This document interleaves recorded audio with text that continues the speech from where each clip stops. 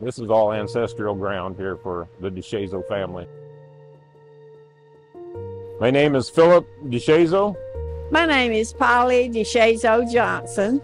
I am the great-granddaughter of Louis DeShazo. He was the first one in this area of our family.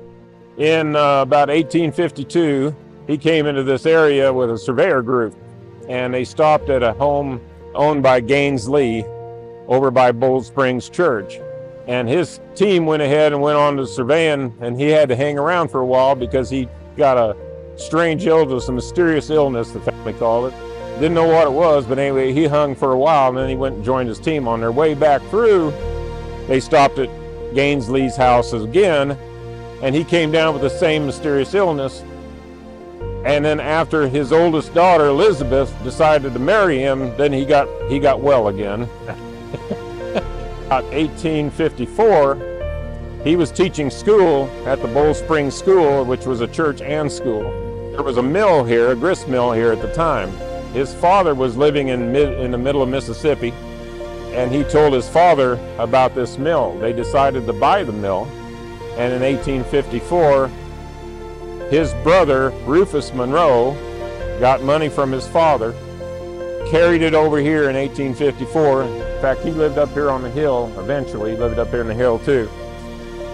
He came, they sewed $2,900 in gold in his belt, and he carried it from mid-Mississippi to here to pay for the mill. And then the rest of the family started moving in from other places. Some of them were living in Montevallo at the time. They came up, and they all began to settle here in this area. And eventually they started farming all the area here, and they ran the grist mill.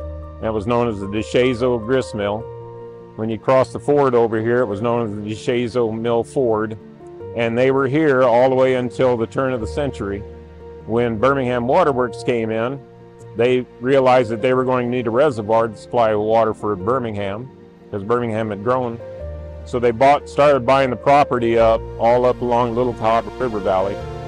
And at that time, then my ancestry all had to be moved farther north up the valley.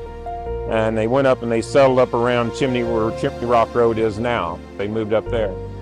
And some of our ancestry, they helped build this dam, and they flooded the valley. And some of them stayed here in the area, some of them moved on up farther up the valley. The dam was built, I believe, in 1906. So this is still considered family ground in a sense for us and the DeShazo family. So My father was actually the youngest of Louis's children. My dad was born in 1899, and his field said he was born in the deepest part of the lake, just the other side of the dam.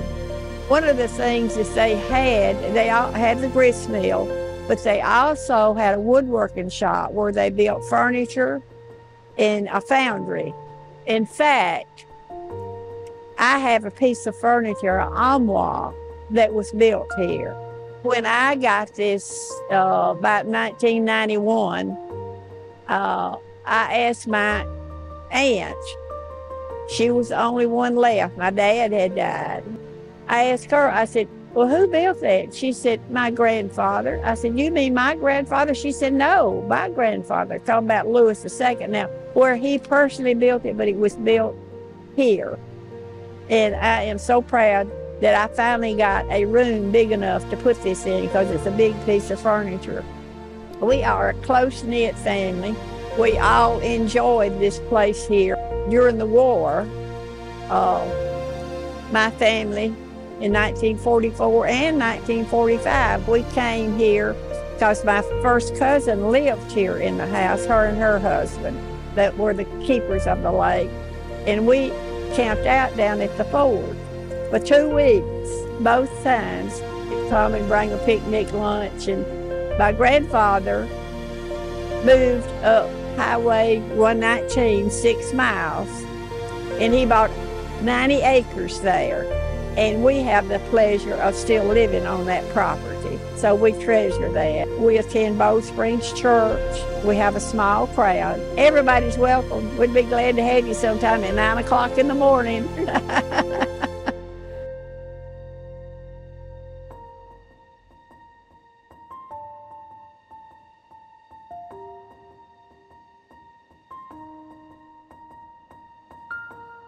It'd probably be easier to tell you how many weren't DeShazos because there was a lot.